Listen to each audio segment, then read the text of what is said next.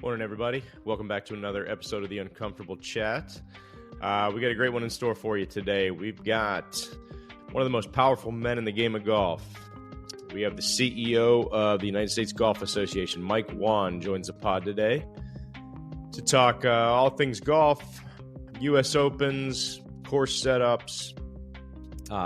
It's a great interview. Mike's a great guy. He was one of the first people to reach out to me when I came forward with some of my struggles, and we'd never met each other.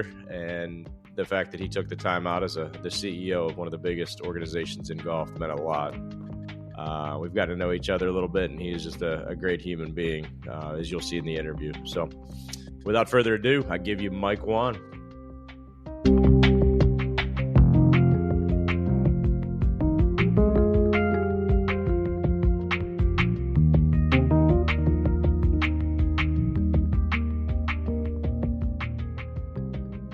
All righty, let's get started. So I now want to welcome on a very special guest. Most of you know him as the starting quarterback for Anderson High School, but a few of you may also know him as the CEO of the United States Golf Association. He currently holds a 3.7 handicap and spends every waking minute of his life trying to get my driver to go even shorter than it does. Please welcome to the pod, Mr. Michael Whan. How are we doing this morning, sir? How you doing, Steve? Good to see you. Good to see you as well. I appreciate you coming on. I sure hope Anderson High School quarterback doesn't pop up when you Google me. That's a deeper research than most do. I had to dig a little bit. I'm not going to lie. I did get word that you were a backup quarterback somewhere, so I had to dig a little bit to try to find it. Well, luckily I started in high school, but I walked down at Miami of Ohio and played for all of 3 weeks. Yeah. And so when people sometimes I get introduced as a former college quarterback, and I think how many college coaches just threw up in their mouth when my 3 weeks of college experience gets on my resume. So I assume you were a few years before Mr. Roethlisberger came on then, correct? Yeah, we had a slightly different experience at Miami of Ohio, but I can say we both went to freshman camp.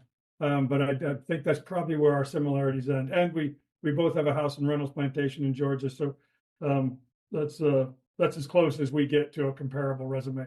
Well, there you go. Well, now you can add one more because he was on our podcast a couple of weeks ago. So now you've got a third thing in common. Well, perfect. Well, I'd like to get the discussion kicked off today by addressing the elephant in the room so that we can get it out of the way.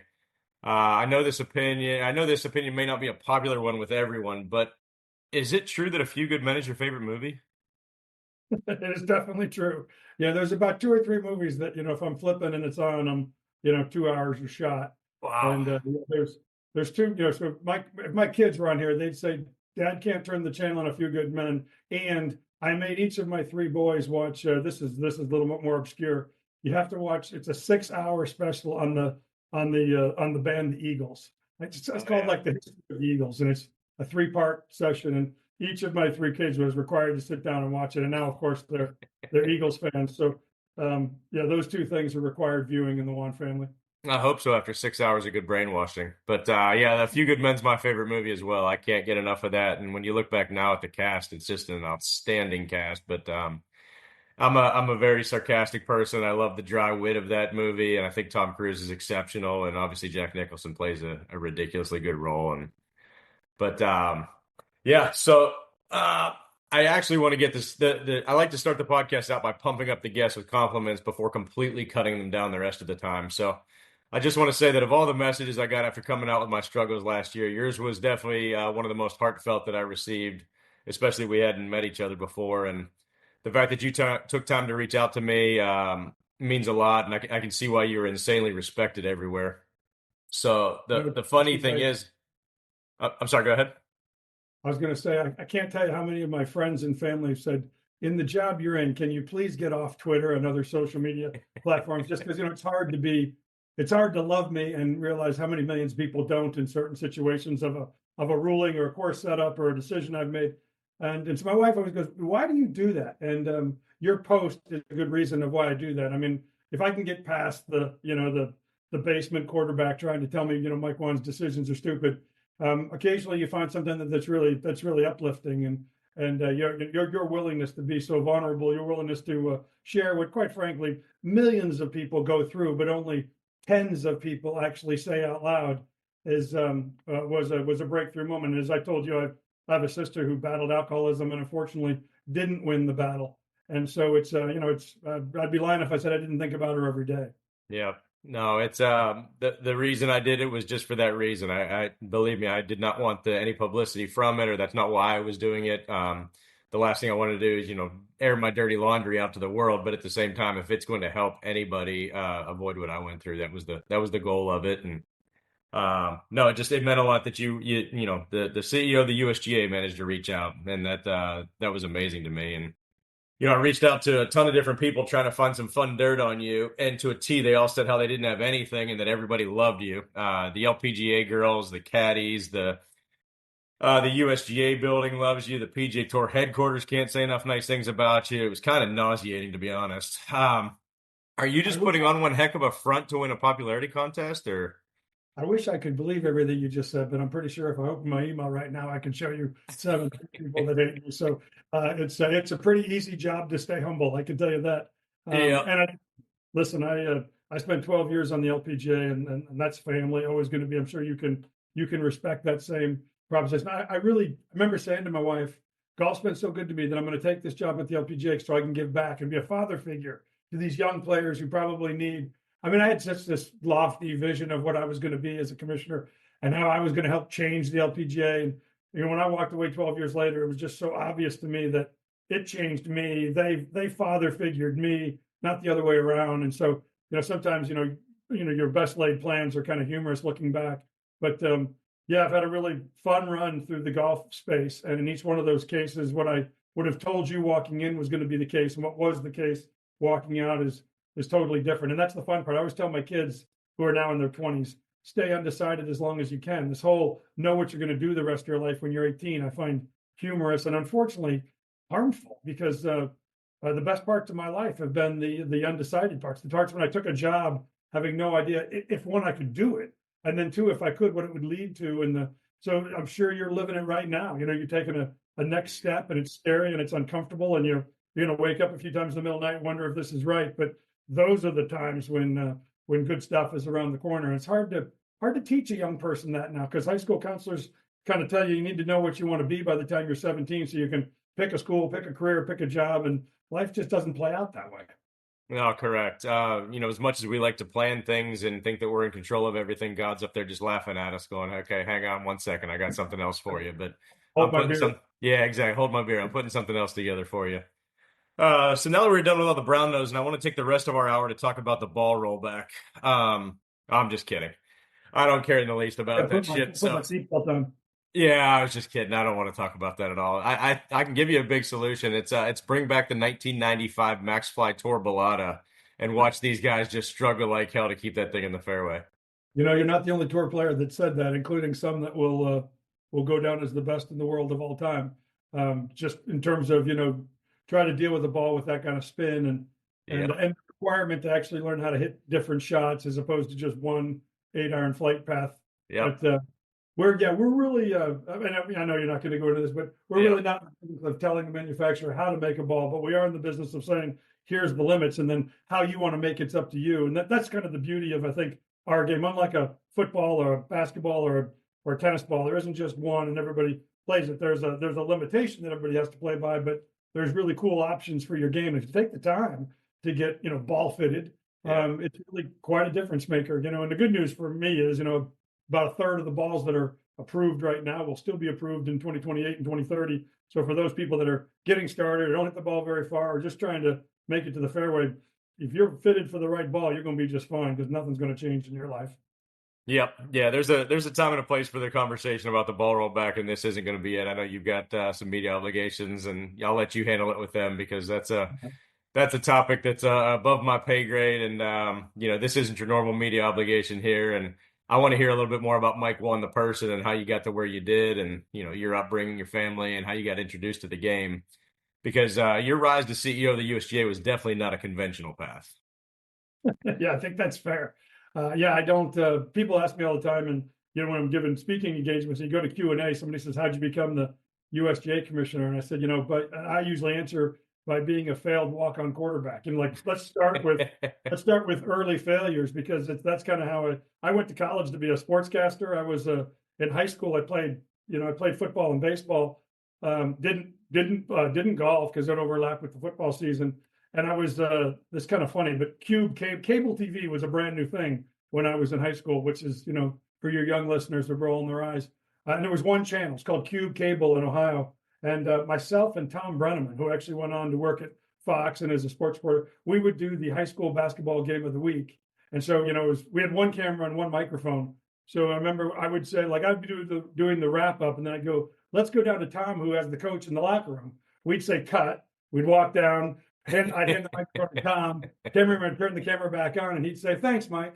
And then we'd, splice it together to look at like we had multiple cameras. We'd do high school track meets. It was girls softball games, and so I went to school thinking I was going to be a sportscaster. And after about 1 year of communications major, I wanted more. Transferred into econ and finance, and that's kind of how you go from one career idea to the next. Like I said, it's all part of the undecided strategy of Mike Whan. Yep. For sure. Yeah, I was looking at your resume going into the USGA here. You had director of oral care for Procter and Gamble, head of the golf division of Wilson Sports. Then you were at TaylorMade with numerous roles, but director of marketing. You were president of a hockey company, LPGA Tour commissioner for 11 years. The one I'm really curious about is you wrote a mystery novel. Yeah. And I looked it up. It's on Amazon. Go get it, people. First, I appreciate you not taking the easy softball layup on a joke on director of oral care. I was the brand manager of Crest toothpaste for a lot of years. So if we want to slide off into gum health and tartar control, I can have a really good podcast. But yeah, I ran a hockey company for two NHL owners. One family owned the Minnesota Wild, and one family owned the San Jose Sharks. And we had what started as a roller hockey company. We bought some ice hockey business. We got a pretty significant business, and Nike owned Bauer, and they announced they were selling Bauer. So I went to Boston to buy Bauer and add it to our business, and we would clearly be number one between the two businesses. And it's a long story, but I lost the bid process on buying Bauer. I really thought I nailed it with my creative strategy, and in the end got turned down. And before I flew back from Boston, the guy who actually did buy it asked me to meet him for breakfast, and at breakfast he made an offer to buy us. And so when I landed back in California, we were based in Orange County. I called both of the owners and said, I didn't get the deal. I probably screwed up, and I just didn't get the deal. But in the process, we got an offer that's pretty lucrative. I think we should take it. So we sold in Christmas of 2008. And I was a pretty young guy, so I'm flying back from a closing where I sold the business. They transferred money into my account. Like, I felt like such an adult, such an accomplished man. Couldn't wait to call my dad and tell him, like, all the cool things, and took my wife to dinner like you would. I came back, we had some money. Like, we didn't get rich, but all of a sudden we had money. And if you live in California, you're very comfortable being house poor. It's just how you live. Yep. And so for the first time, I could actually pay for my house, and we could take a vacation. And so I took my wife to dinner, waiting for her to tell me how much she loves me. And she said, what are you going to do on Monday? And I said, what? And she said, well, I tried not to interrupt you during the whole sale process, but like, what are you going to do next week? And I thought, my God, is this what you've been worried about? Like, you made a little bit of money. Your husband succeeded. And she was just worried that her highly caffeinated, obnoxious husband wasn't going to go somewhere Monday morning. Yep. And so in a 3 red wine dinner, I made her 3 promises. And everybody who's married in this podcast can relate to the P word. So my first promise was, I know you love living. We lived in Coto de Caza, California. She loved our house. She grew up and raised in the same home in Columbus her whole life. And I'm a nomad. And so I said, you've always wanted to have one house your kids grow up in, come back to for school. So we're never going to leave Coto de Caza. Promise 1. That was 3 states ago. Promise number 2 was I was going to take 1 year off of work and be the dad you always talk about. Pick up the kids at the pickup line, volunteer for teaching conferences, coach Little League. And I did that. And promise number 3, I just had back surgery. And my back doctor had said, like, if you keep flying every week for your line of work, I'm going to keep cutting you open every 5 years. So you need to find a job that doesn't travel. So our third promise was, whatever I do next, and I'm not sure what it'll be, I promise it won't be a traveling job, just something I can come home every night, 6 o'clock, cook out in the backyard, watch the kids play, kick the can in the backyard. Total 0 for 3, as you can imagine. But during that 1-year try, that hiatus try, when I was an assistant, I forget what you call it, 5th grade assistant or something in class, one of the kids' dads came in and had written a kid's book, like a picture book. And driving home, my fourth or fifth grader in the back seat said, "Dad, do you know anybody that's an author?" And I actually knew a couple authors. I'm like, "Yeah." And I go, "How cool must that be? I mean, to actually sit down and write a book, like, I don't know if I'll ever know anybody smart enough to do that." And I'm thinking, I'm driving thinking, I'm a pretty smart guy. So it's amazing what a fourth grader will make you do. But the next day I started outlining what if I wrote a book, and by God, I wrote that stupid thing. I think there's a grand total of about 600 sales. I'm pretty sure my parents bought 550 of them. So it was not a lucrative opportunity, but it was something I just needed to cross off the list. Well, it's still on Amazon, so go get it, folks. What was it, 39 days? 39 days. Funny story is this won't shock you listening to this pace in which I talk, but I have a speeding problem on the road, always have. And my son played travel ball hockey. So if you grow up with a kid playing travel ball hockey, you have an SUV that smells terrible and has a few 100,000 miles on it. And good. And I was driving through the hills of California, well over normal speed, got arrested. And my one of the dads on the hockey team was my State Farm agent.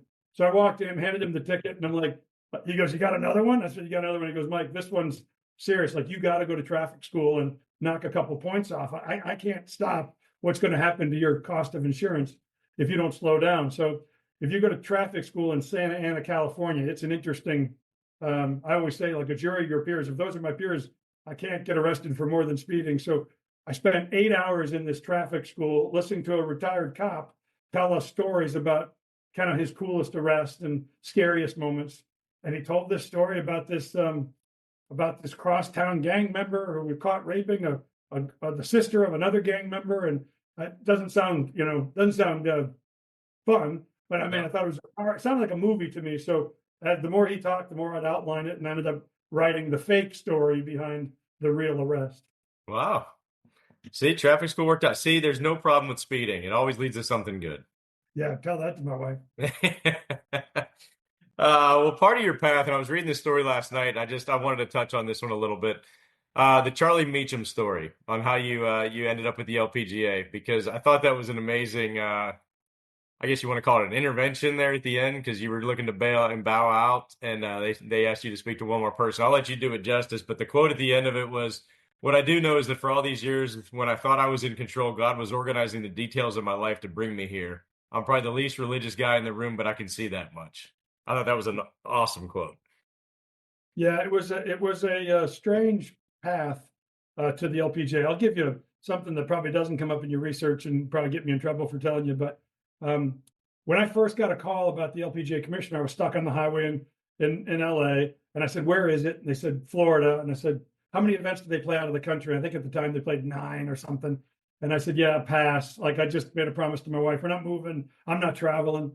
But I gave him the name of a really good friend who I thought would be great at the job. Somebody I knew from P&G, actually somebody I knew from Miami of Ohio, who worked at the PGA Tour. And like any good recruiter, I said that his resume is actually better than mine for the job you're looking for. And the recruiter said, "Great." I mean, he's looking to land the job. So never thought about it again for 3 months. About 3 months later, the guy I gave him the name of called me and said, "Mike, did you give the LPGA my name as a potential commissioner?" And I said, "I did." And I said, "I figured if you weren't interested, you'd say no." And he goes, "No, I've been interviewing with them for 3 months, and they just told me that I'm not the guy. They're not going to hire me." And I said, "Oh, crap, why not?" And he goes, "Well, it's funny you say that, because I said to them, 'What are you looking for this position if I'm not the one?'" And they described what they were looking for. And he said, "I told the selection committee, you just described my buddy Mike Whan out in California." And he said, one of them opened a folder and started leafing through paper and said, "Hey, John, I don't know if you know this, but Mike Whan's the one who gave us your name."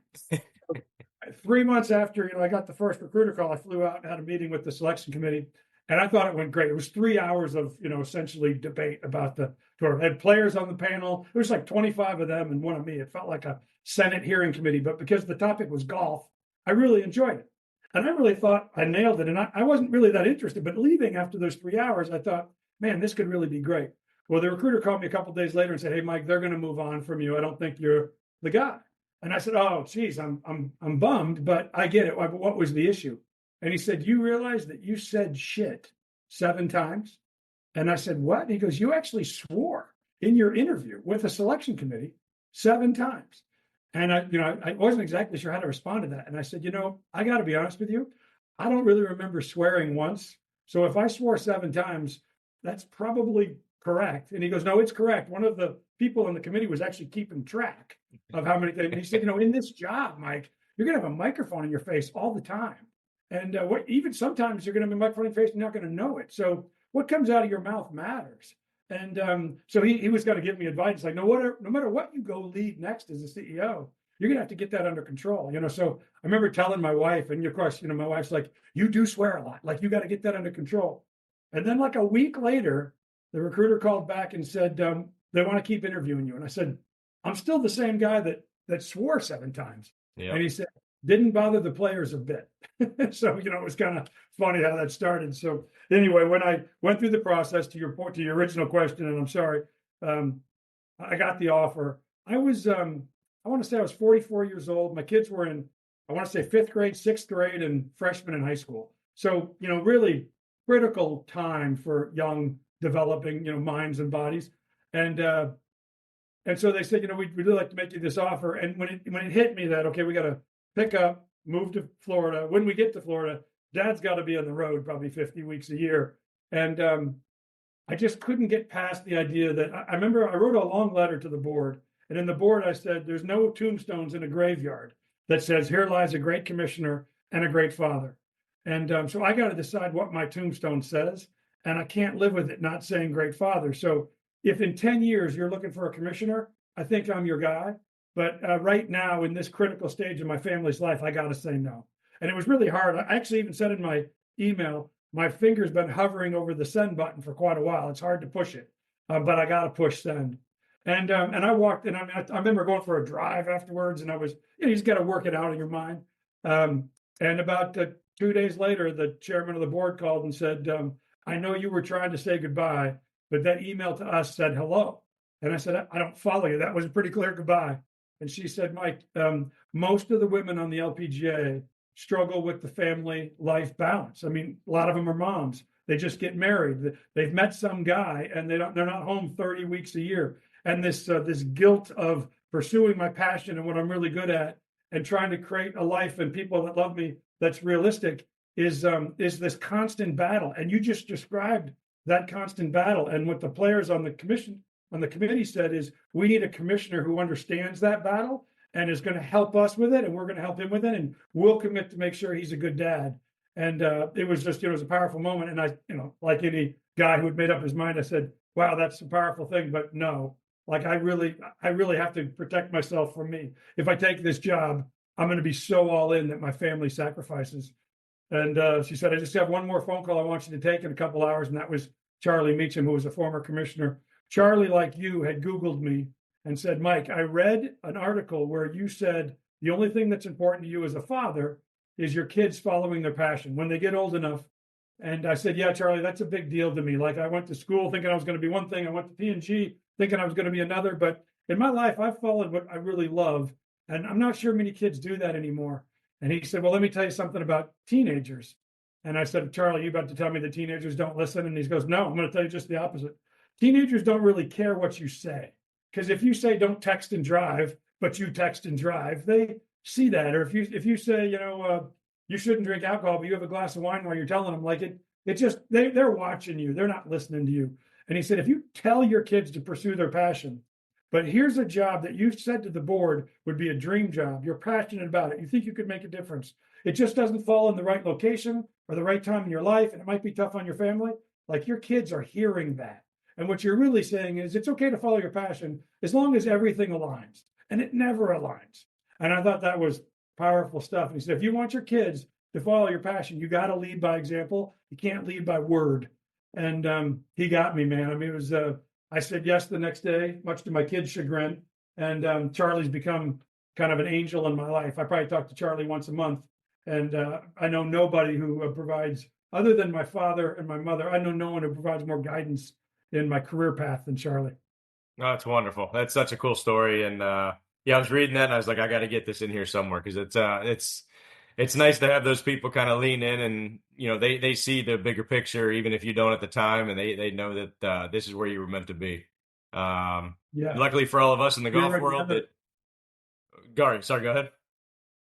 I'm going to say the other quote that you brought up was from a men's fellowship meeting where I was I do a few men's fellowship speeches, which I really find strange because, as I say, I'm the least religious guy in any room.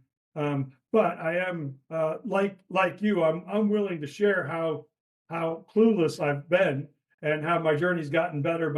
And I always tell people I've always lived my life with my hand on the remote control. Like I always thought I was control of what I was watching and when we're going to change the channel, what the volume. If you walked into the room, my wife or kids would just throw me the remote. Like Dad's going to take it anyway, so just give it to him. And that's kind of how I lived my life. And then a couple of really tragic things happen along the world and along the way, and you realize you might have the remote control in your hand, but you've never had control. And when you actually let go of the sort of the analogy, but when you sort of let go of your life with the remote control and trust that there's a path, and sometimes you see it, and sometimes you're following someone else you just don't see. Your life just gets better. And so for me, it was 38 or 39 years old before I came to that realization. Most people figure that out in their teens. I'm a slow learner, so it took me a long time, but it took me a long time to sort of let go of the life's remote control. And ever since I have, I've actually found more peace that I thought only came with controlling it. I thought that be in control was peace. And actually, the real peace comes from not having your hands on the remote and trusting that there's a path anyway. Yep. Very well said. Well, I guess everybody has an opinion on the state of the game right now. Personally, I think the professional game has never been more fractured. But one of the biggest detriments to this whole PGA Tour live debate is that it's taken away from the USGA's phenomenal job of growing the game with more juniors, underprivileged, minorities, etc. I want to give you a platform to talk about this since it's gotten lost in the media for the last few years and it needs to be recognized. I appreciate that, Steve. I say all the time that if we weren't arguing about where 600 millionaires are playing and or how to watch it or what the viewership was of Thursday last week, we'd have to be talking about what I always call the big swing, which is the greatest swing in our game ever in America.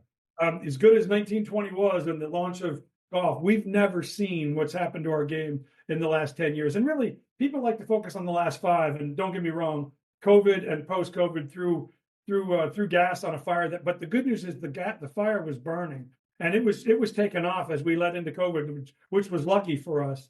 But if you think about it today, the game's 50% bigger than it was 10 years ago. I mean, think about any sport that would like to be 50% bigger. And I've had that many plane rides I've been on where people go, "Man, you guys are growing, but you're not pickleball." And I'm like, okay, listen, just so we can set the record straight, pickleball's had an incredible run in terms of percentage growth. Yep. But in the last, 5 years, I think we've added 12 to 13 million people to the game of golf. And that's more people that play pickleball. So just the number of people that have joined our sport are bigger than the number of people that play theirs. Now, that may not be forever, but in terms of growth, it's amazing the amount of people we're adding. The really cool thing, Steve, is I've said this many times. If you went back 10 years ago and Mike Whan was on a stage and he said, what's going to happen in the next 50 years? We're going to get 47 million people engaged in this game, playing this game in some stage. And that growth is going to be so much more significant than the 33 that play today. But here's the other thing I'll tell you. That growth is going to be driven by women, juniors, and people of color. I mean, not only would nobody clap, they'd literally laugh you off the stage. We've never seen growth like that. And it's certainly not going to come from juniors, women, and people of color. 3 so underrepresented aspects of our community in our game just 10 years ago. That's exactly what's happened. And what the funny thing is, we used to spend all this time as industry leaders talking about the 5 million people. We used to call it, I forget, it was like untapped potential. 5 million people would say, I really do want to start playing golf. I just haven't. We used to think, how do we grab onto that 5? And now here we are, I don't know, 13 million people in the game later. And that 5 number you would think had been long since wiped out. And today there's 25 million people that tell us, I really want to start the game sooner than later. I'm just not sure. So when we thought there was a potential for 5, we actually went on and added 12 to 13. And now there's another 25 still to go. So the upside here is still through the roof. And yes, it's too bad that the sort of the most visible part of our game, the men's professional league, is sort of confused and conflicted and caught up in kind of its own battle. And the bottom line is the game's bigger than all that. We'll survive that. I've said many times, this game's big enough to have Live and TGL and anything else that people want to play. I'm not really sure we as fans and golfers have to worry about how that pans out. The game's big enough to attract all of that. And the fact that so much money is being invested into golf, we really ought to rejoice in that. Whether it's Saudi Arabia, all the money that's coming to TGL, all the money that the PGA Tour brings to the table, that majors bring to the table, all the people investing in the future of the game, like our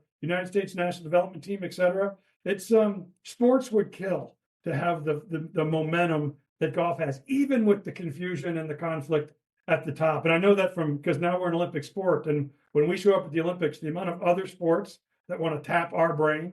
How did you get so global? How did you get so many young kids playing the game? How does your TV stay strong so long? How is it that equipment manufacturers spend hundreds of millions of dollars in R&D on your sport? These are all things that other sports would give the right arm for, and we just take them for granted in our game.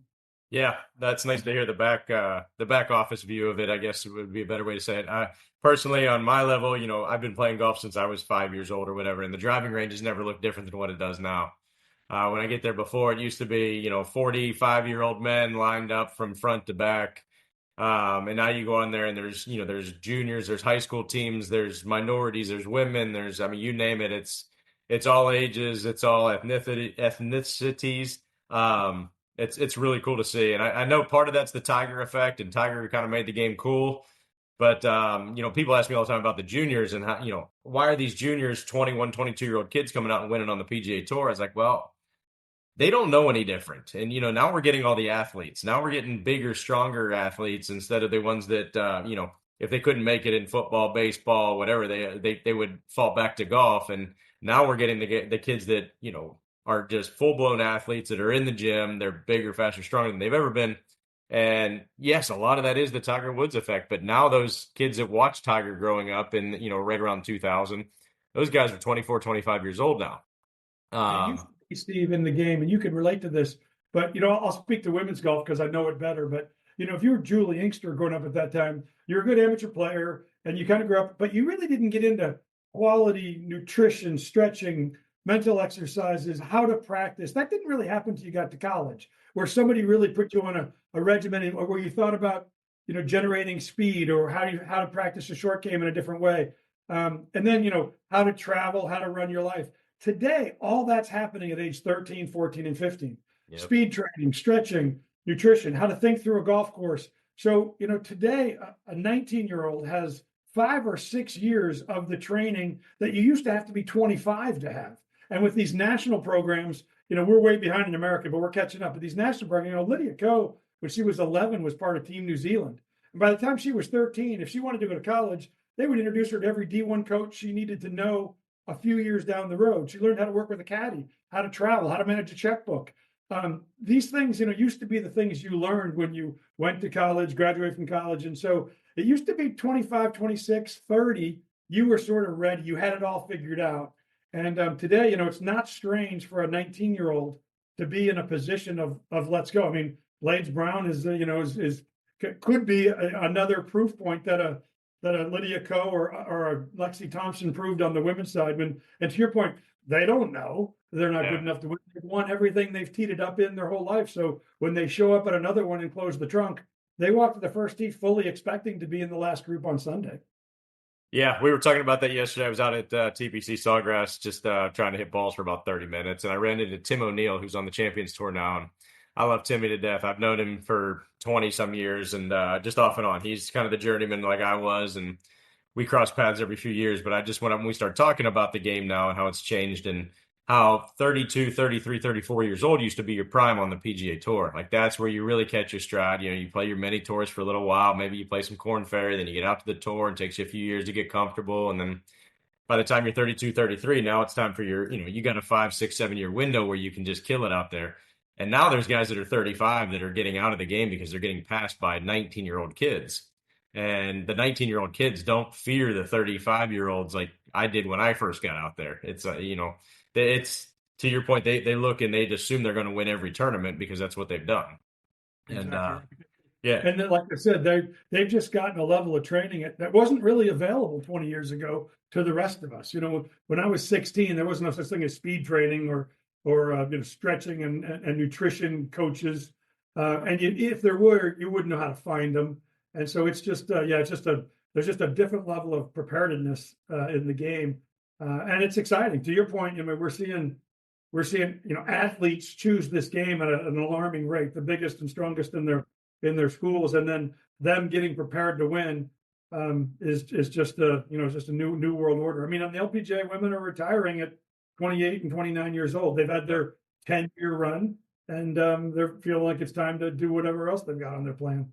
Yeah, speed training when I was in college was what driver can Callaway come out with next? It's going to get me an extra 10 yards. That was the extent of speed training. And if you were a short hitter, you were always going to be a short hitter. If you were a long hitter, you were always going to be a long hitter. And there was no variables, I guess, to put into play that you could get extra distance from. And now it's changed completely with all the speed training. Now you get these short hitters that are now flying at 290 yards, and because they work super hard at it, there's new little gimmicks and ways to do it. But you think about 20 years ago, you would get your numbers occasionally at a tour stop at the far end of the range where an IP was set up. Yeah. Today you get your numbers virtually every time you swing a club. So Yep. it's there's these kids just are dialing in things because it's really right there at their hands, and their coaches can get a lot more technical a lot quicker.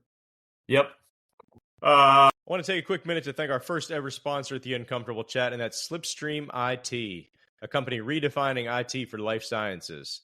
At Slipstream, they partner with a purpose and believe in the power of technology and the life sciences to enable people to live healthier, more fulfilling lives. You can learn more about Slipstream at slipstream-it.com. And now back to Mike Whan. Well, moving on here, the one thing I love about the majors is that each one of them is governed by someone outside of the PGA Tour, and you guys get to set up the tournament however you'd like. The big argument these days is the viewing public simply wants to watch the best players playing week in, week out together to create the best product. Have you guys reevaluated your exemption criteria to allow any and all the best players in the game to play in the men's U.S. Open? Yeah, what I would tell you is, I don't know if you remember this, but in 2022, Liv played its first event the weekend before the U.S. Open, which is played at the Country Club in Boston and Brookline.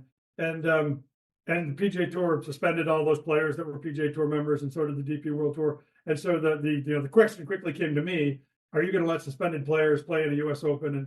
And I think I think people thought it could go either way. My perspective was pretty simple. It's really hard to qualify for the U.S. Open. Only half of the spots in the U.S. Open are exempted, meaning because of your player, because of who you are, because of where you're ranked, we let you in. The 50% of that field got in by going to qualifying and beating 10,000 other players for 72, 73 spots. And in my mind, if you've earned your way into the U.S. Open, what you did last week, what tour you came from, what relationship you have with whoever you play with, who's your sponsor, those aren't my challenges. And I think for 130 years, the U.S. Open has been just that, the U.S. Open. And if you can get your ball in the hole, and qualify for this event. So yes, we let people play from the beginning. And I think that probably changed at least the majors from the very beginning, because I think we set a kind of a precedent that others followed. You're right. When you think about our exemption category, a big chunk of our exemption category today is top 60 on the world rankings. I would say the only reason that the OWGR is not working on world rankings for Liv is because Liv said they would no longer like to pursue it. We really believed over time we could figure out, as a board member of OWGR, I can only speak about me, but I fundamentally believed we would figure out OWGR and Liv, but we don't chase it, and the 55, 54 guys don't want to be a part of it. Not the end of the world. OWGR oversees 27 tours and 8,700 players. So our job is to make sure we provide, clarity and quality among those 8,700 players. We had a couple of issues with Liv that we really thought we needed to work through. By the way, very similar to other tours that apply. There's usually something or some things that we think have to get kind of worked out, but those things weren't 3 days and a shotgun start and 54 holes. We believed we could address those, and we told Liv leadership that, and their response to that was, we're no longer interested. So that's okay. The good news for me is we've always had a pretty strong Liv, and quite frankly, other tour showing in the U.S. Open. A couple of reasons. One is, their major champion winners are exempted in. The other is, a good chunk of them go to qualifying and qualify. Do it every year. Same with the PGA Tour. PGA Tour doesn't like its number of exempt players, hates it every year, and those players hate going to qualify, but they do, and they qualify. To your specific question, does there need to be a pathway from a tour like Liv with that amount of talent into the U.S. Open for an exempted spot or two? Yeah, there probably does. We've, if I'm being honest with you, Steve, like everybody else in the golfing space, I believed 18 months ago when I saw on the news the head of the PGA Tour and the head of Live saying we've created a framework agreement. Here are the basics of that agreement, but hold tight. We'll tell you how these tours come together in the near future. So knowing that they were coming together in the near future, I told my team, hey, let's wait and see what the future of Live is or isn't and how it fits into the PGA Tour. And 18 months later, we still don't know how that fits. So I think if your expectation was, I'll bet you the U.S. Open will have some pathway from Live into an exempted spot or two in the U.S. Open, I think that'd be a fair expectation.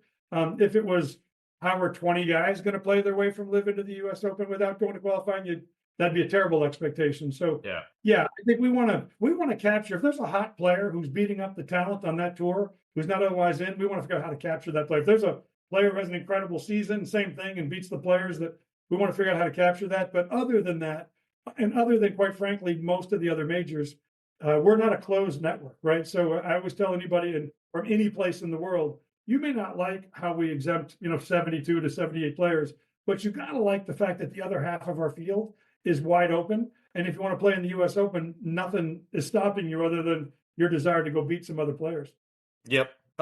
Selfishly, because I'm, a golf fan still, now that I'm outside the player role, I would love to see the best players in the world play week in, week out. And to your point about the hot player or, one of the top, however many in the world that's not getting the world ranking points, but he's playing well in the Live.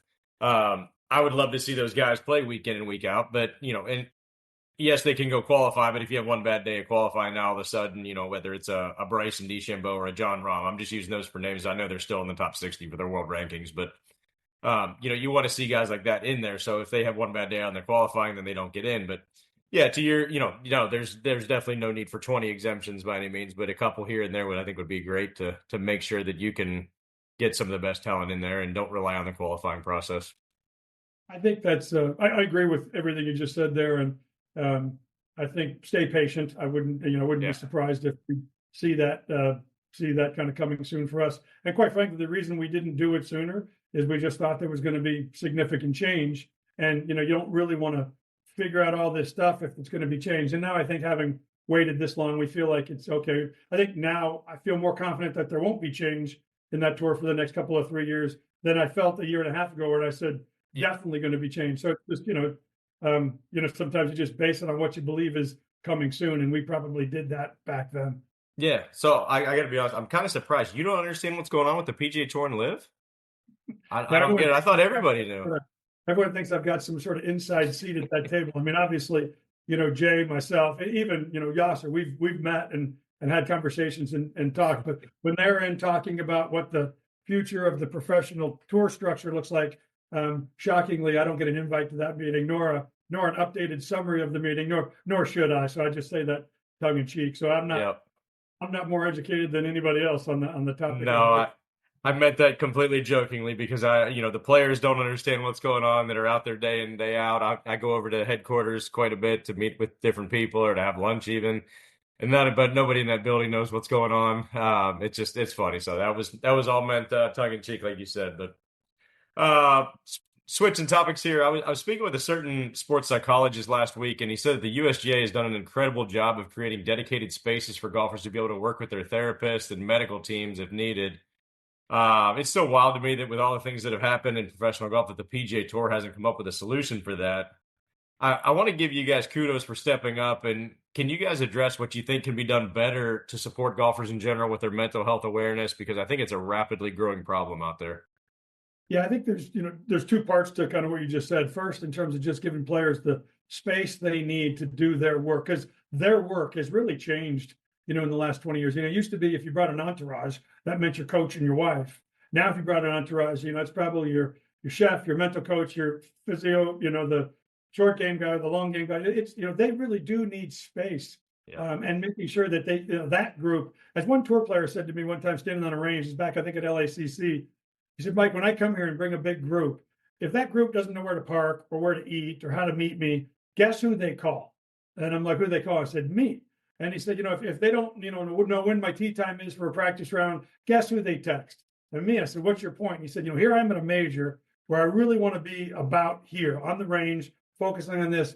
And I need those people. But in that week where I really need them, they also become difficult if they don't have a plan. So he said to me, if you can help me make that easy, it allows my game to be stronger. And I won't take any credit for this because both of these guys. It started with Jason Gore and now with Scott Langley, two former tour players that have had a lot of success in their own right playing golf, have really changed our player services approach to. It used to be, player services was here's your badge, here's your ticket, and here's your tee time. And now it's here's where you can have recovery baths. Here's where you can meet strength coaches. Here's where you can make sure you can work out. Nobody else in the membership or the hotel has to be sitting there taking your picture while you're trying to get through your routines. And so we've really built small communities, including places they can eat with their family, with their physio, with their coaches, that can be away from everybody else. Because by doing that, we know at the USGA we're going to make this a miserable week for them, right? I mean, we're going to test them as much as we can on the golf course, not just physically but mentally. It's going to be a grind to win it's open. And so if we're going to do that, we've got to make the time off the golf course as valuable to them as we can possibly make it. And I think, unlike kind of what you said, we've stolen a lot of those ideas from what's happened at some of these signature events. I think the PGA Tour and some of these signature events really upped the game in terms of how they really handle the player experience. And so I remember going to some of these places and seeing the gyms that were built and seeing the physios and the bath, the cold bath opportunities. And we realized that, hey, what we thought was pretty innovative is really getting passed by others. So I really appreciate the fact that in a lot of ways we've watched other majors, and in some cases we've watched some of these big tour events. And so it's an opportunity for us to make sure we recognize that this is a hard gig. And this gig has to not be hard when you actually step off the 18th green or before you step on the tee. If it's hard before you get there, we're not getting the best out of the athlete. And as a result, we're not making it the best experience, even for the fan, if the player is distracted. On the mental side, I would just say to you, Steve, I mean, I can only speak to this on a personal level because few players like you would share as open as you did. But when LPGA players started openly talking about mental health and the struggles they deal with, I didn't just hear it as a commissioner. I heard it as somebody who was dealing with it themselves. I mean, I was traveling all over the world with them, constantly feeling guilty that I wasn't with my wife and kids, constantly feeling guilty that I was missing the high school football game or the hockey, the hockey team season-ending party, and always just never feeling comfortable. When I was home, I felt like I was leaving my players in the lurch because I wasn't there making the event better. And when I was at the event, I felt terrible because I wasn't home being a better father. And it wears on you. And 30, in my case, 35 weeks a year at a tournament, and another, 15 or so meeting with sponsors, it never stops. You always tell yourself, next month, I'll really spend a lot more time at home. I'll be a better dad. And you just never get to next month. And so we started an opportunity. When I realized is my players don't do anything for themselves until they get downtime. So rain delay, late tee time, they take 3 days off, and they're doing laundry before coming back to the next event. And so we needed to provide resources to them when they wanted it, not when it fit into me. So we provided mental health services that was available via Zoom call. Funny thinking back, because I remember thinking at the time, I don't know if anybody will use a video conference call. I mean, post COVID, of course, it's obvious, but back then.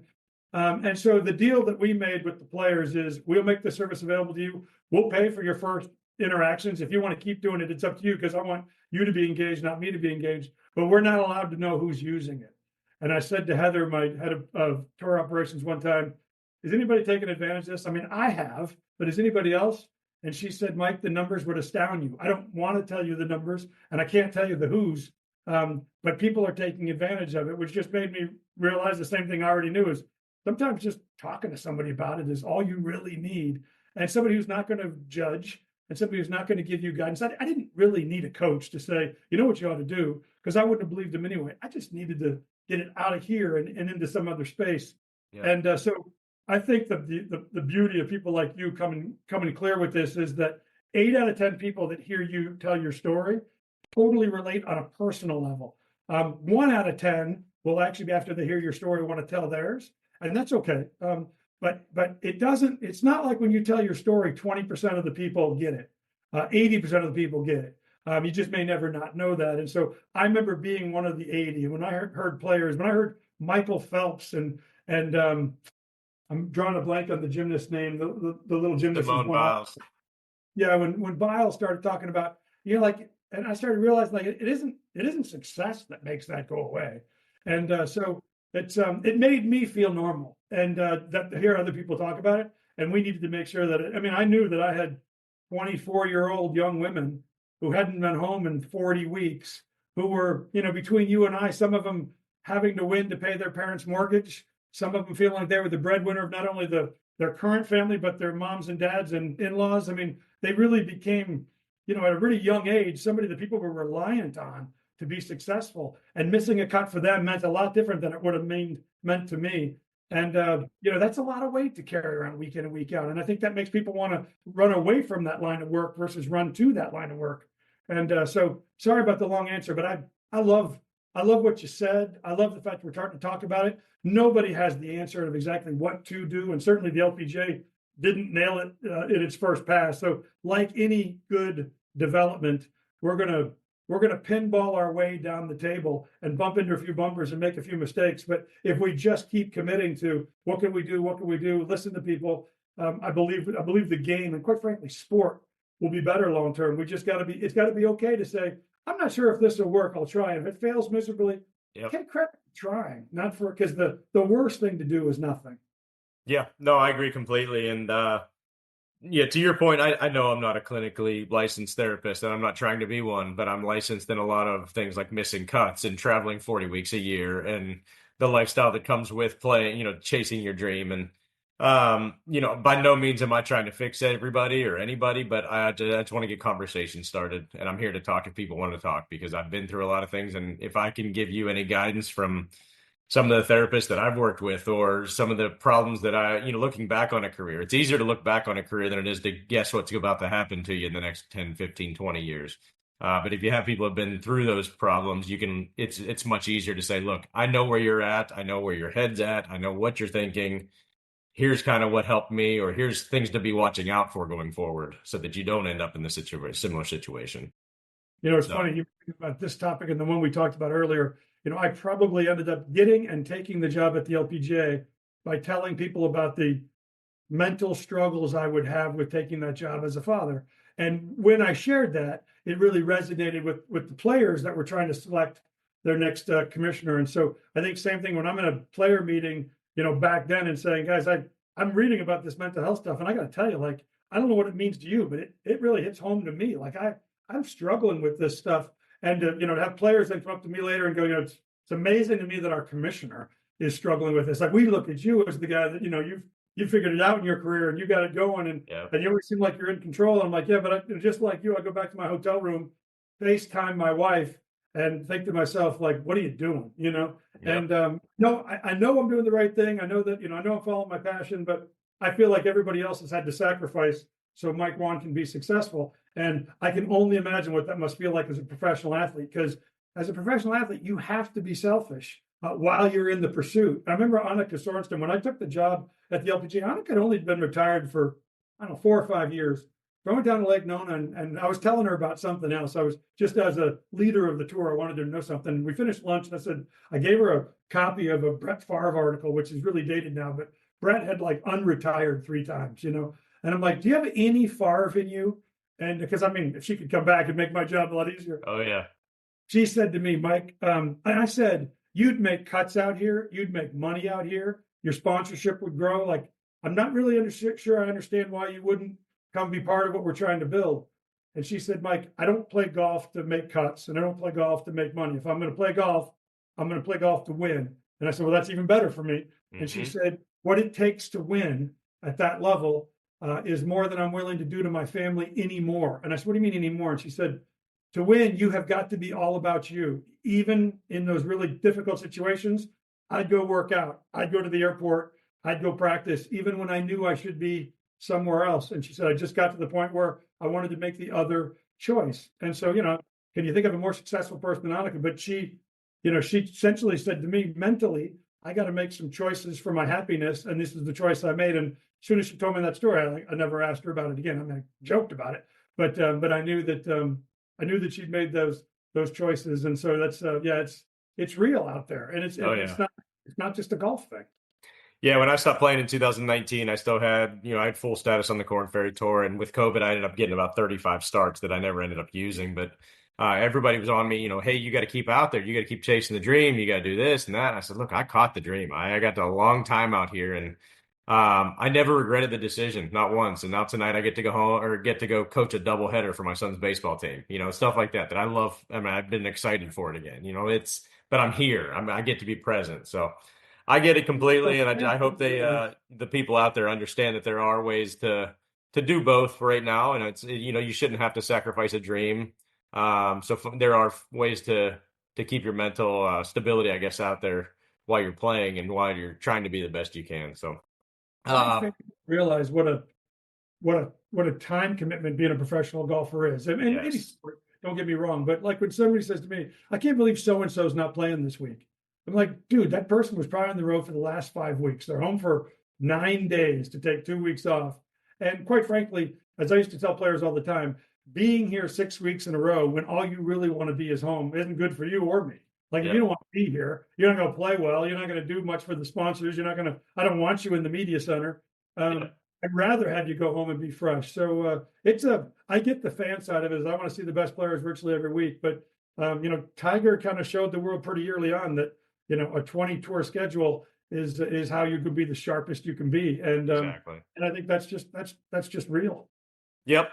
Well, I want to be sensitive to your time here. I know you got to get going here soon, but I want to hit you with our quick 6-pack of questions that finish this thing. Just 6 quick hitting, fun questions. Get to know Mike Whan a little bit better. So, number 1, how do you feel about corporate assigned parking spots? You've done your homework. Yeah. I threw my back out tearing the one out of the LPGA. It's I don't know if you can see behind me. I don't know how good the camera is, but the actual sign that says reserved for commissioner. Yep. I left after 12 seasons. I threw the sign in the dumpster. I thought there was a big dumpster out back. So I ripped it out my first day there. I got there early. Nobody was there. I didn't think anybody saw me. So my secretary said, hey, where is the sign that says reserved for commissioner? I said, I threw it in the dumpster. Well, somebody must have dug it out that day. So 12 years later, when I was leaving, what they gave me when I left was my sign. And so I keep it just to remind myself that you're just like every other Yahoo. I love it. Number 2, top 3 toppings for a good thin crust pizza.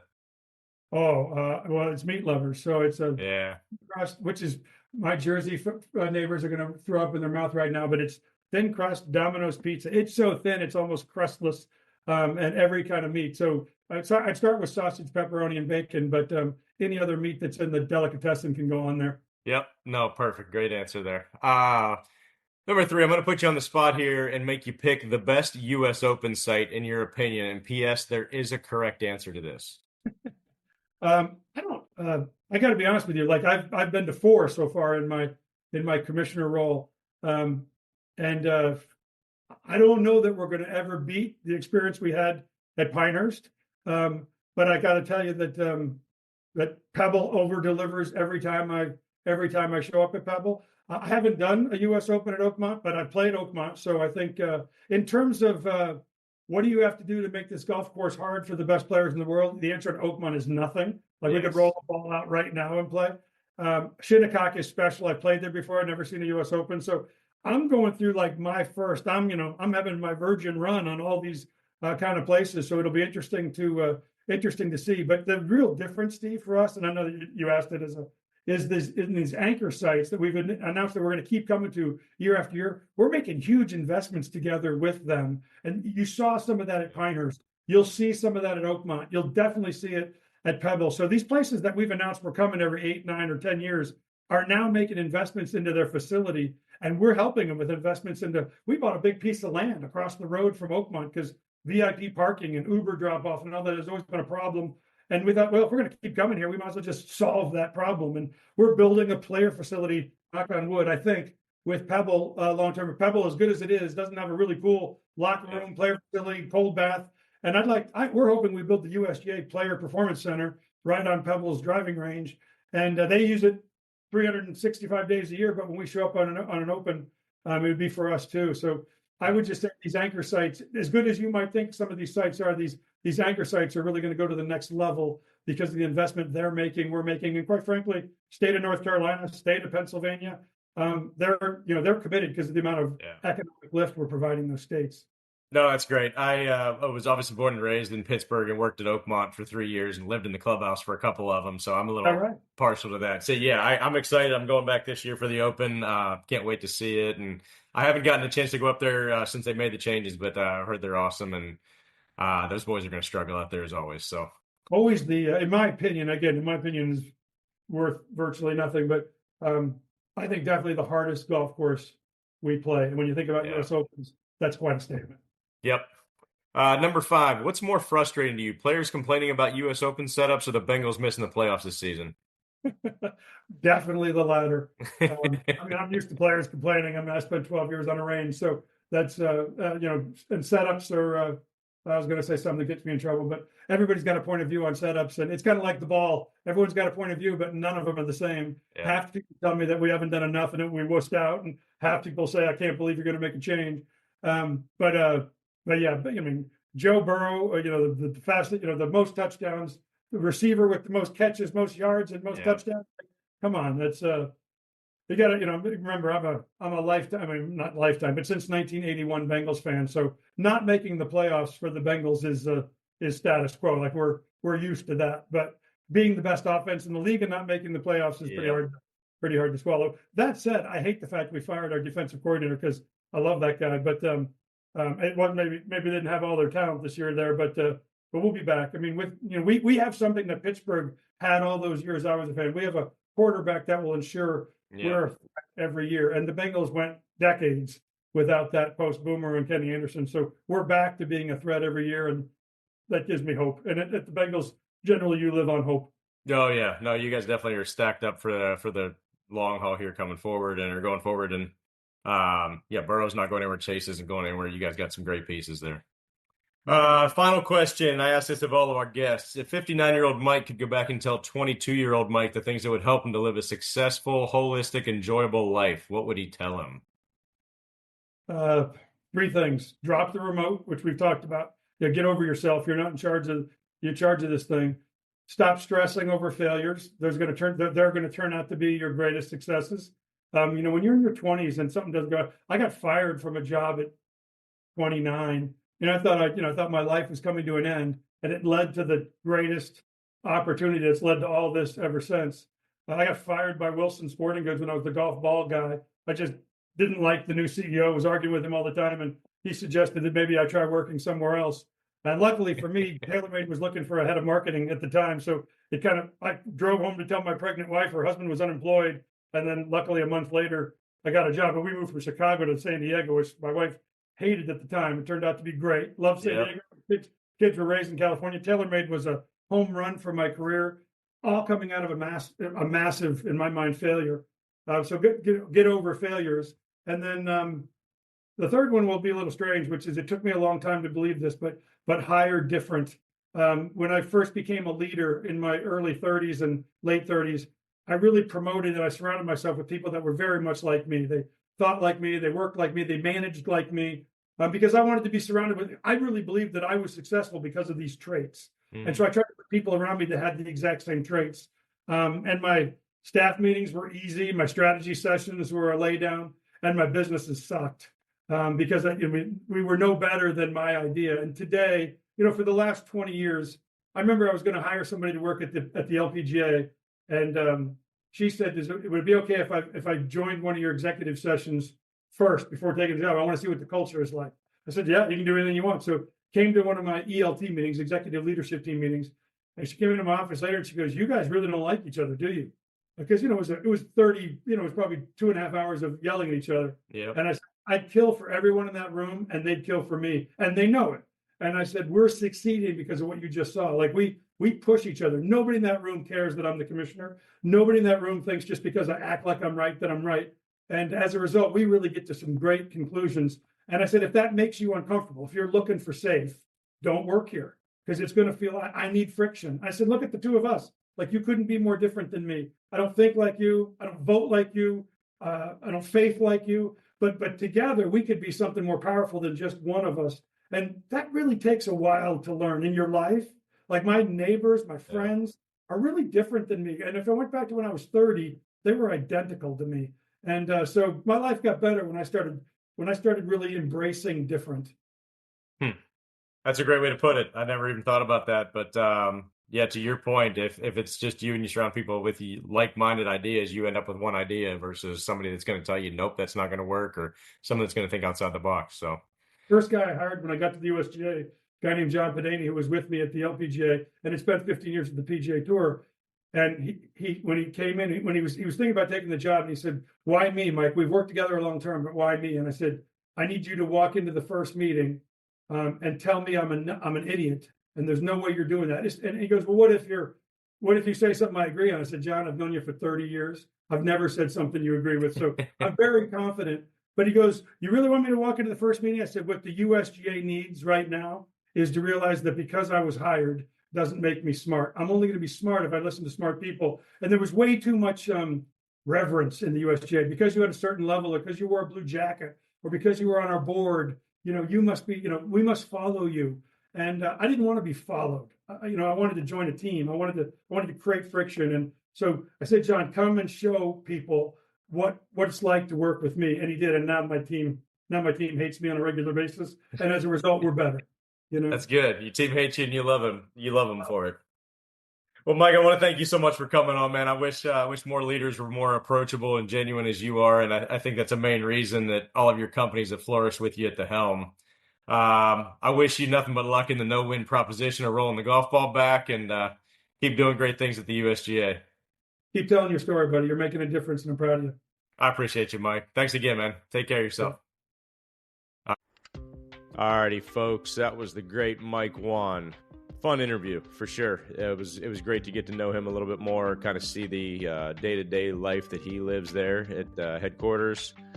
All the stuff they have going on. It's a very unenviable position to be in, where no matter what decisions you make, you're going to piss somebody off. So, but that's why he does such a good job at what he does there in the role. And you can see he's just one of the guys. He doesn't like to come off as the CEO of a large organization. He just wants to be one of a group of people trying to make the game of golf better. But anyway, hope you guys enjoyed it. And next week we got another good one for you. It's a little change of pace, a lot different interview. But we've got Will Wilcox coming on, former PGA Tour player. Will's been very open and honest about a lot of his struggles while he played on the PGA Tour. In his words, in the New York Times article, "I was a drug addict with a PGA Tour card."